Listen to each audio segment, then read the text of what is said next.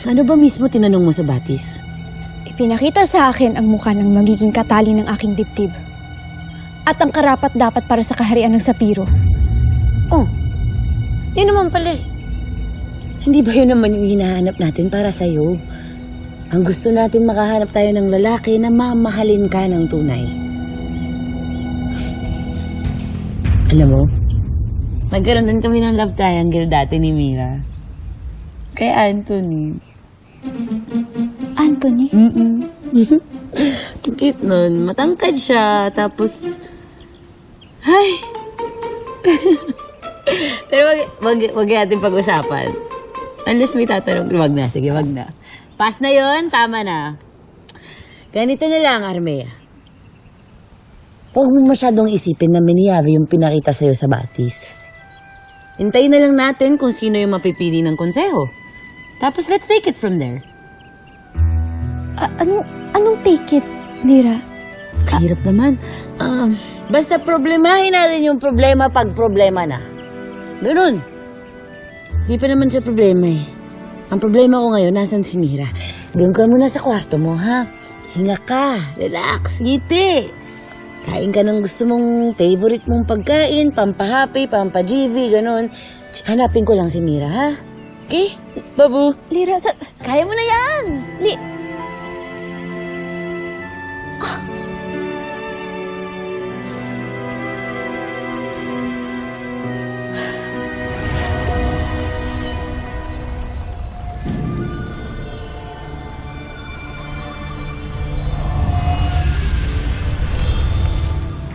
Hindi naaarok ng aking brilyante kung nasaan naroon si Tera. May enkantasyong kumukubli kay Gargan.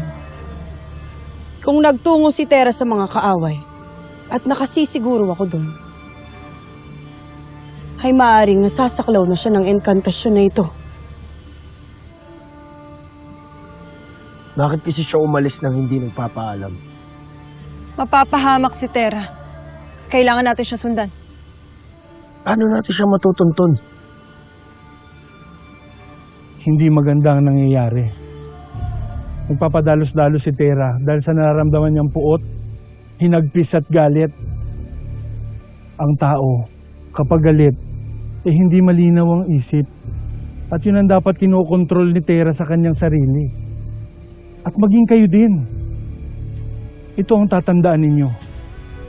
Hindi galit ang tatalo sa inyong kalaban, kung hindi ang linaw ng pag-iisip.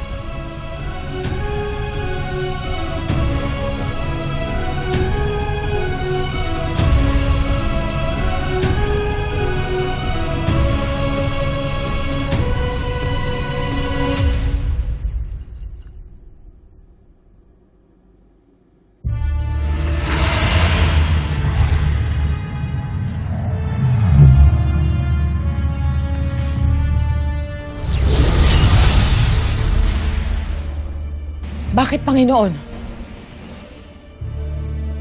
May naaamoy akong dugo ng isang sangre.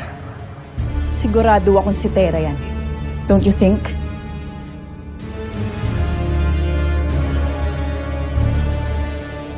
Sinasabi ko na nga, be.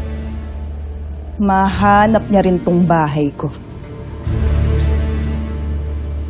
Malamang nagtanong siya sa mga kauri niya sa distrito sa East.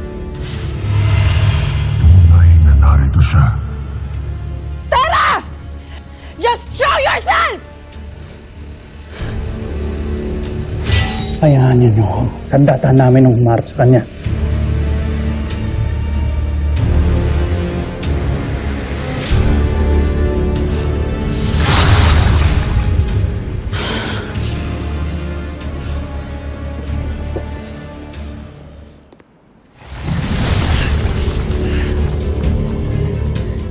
Magbabayad kayong lahat!